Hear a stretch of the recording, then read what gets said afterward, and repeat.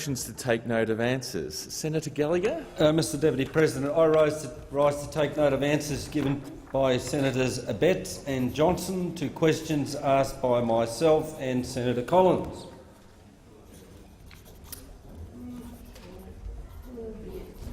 Mr Deputy President, I had probably got a couple of laps under the belt. There's a few miles on the speedo, and I'm not sure that I was dreadfully hurt by Senator Johnson's suggestion that the question was incongruous and stupid. But what I do want to press home to this minister is the good, loyal citizens of South Australia, the good, hard-working workforce at the Australian Submarine Corps, and all those involved in defence activity and manufacturing do not think that these questions are incongruous and stupid.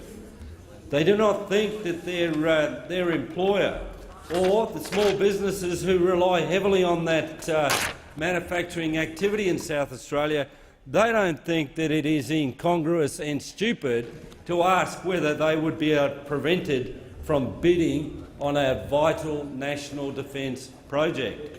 They clearly do not. Thousands and thousands of South Australians have indicated a very, very strong position in respect to all defence activity in South Australia, in particular the building of the next generation submarines.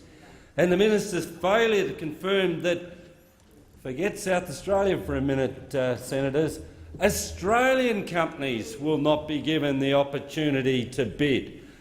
So it's gone from this ASC in Adelaide to all Australian companies will not be invited, or he will not confirm at this stage that they'll be invited.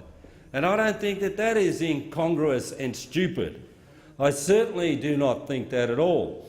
And his failure to commit that the ASC will be invited to bid even, despite billions of dollars of taxpayers' investment in that activity throughout the whole Collins build, sustain effort and keeping those submarines going until 2020, he's not even confirming that they'll be able to get into the process.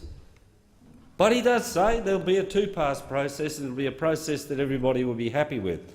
Well, if you go to a place and say, this is our promise, we will build the submarines here, right here at ASC in Adelaide, and then you move ground, shift ground, prevaricate and change your stance to you're unable to confirm that ASC will be able to bid for a vital national defence project.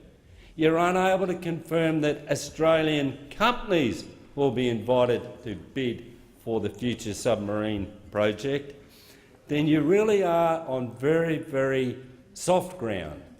And it is very clear that all of those people on the other side who will face the electoral test at the next election have shifted their ground.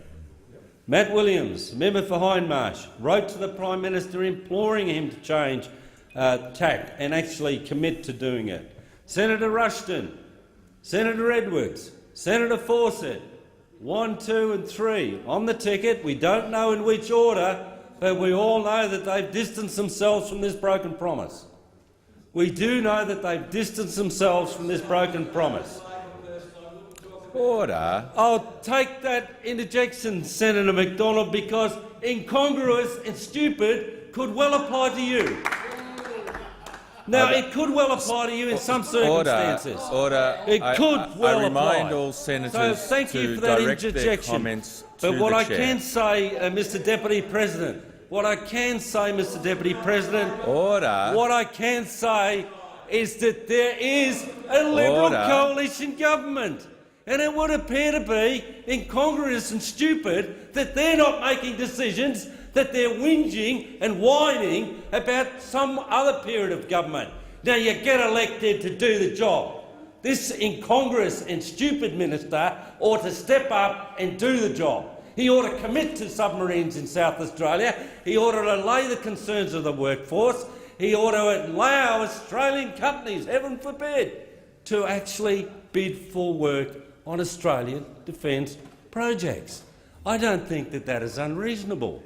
And as far as I can see, incongruous and stupid would actually apply more to the minister than the questions that the opposition crafted, because I know people genuinely believe they're good questions. Order.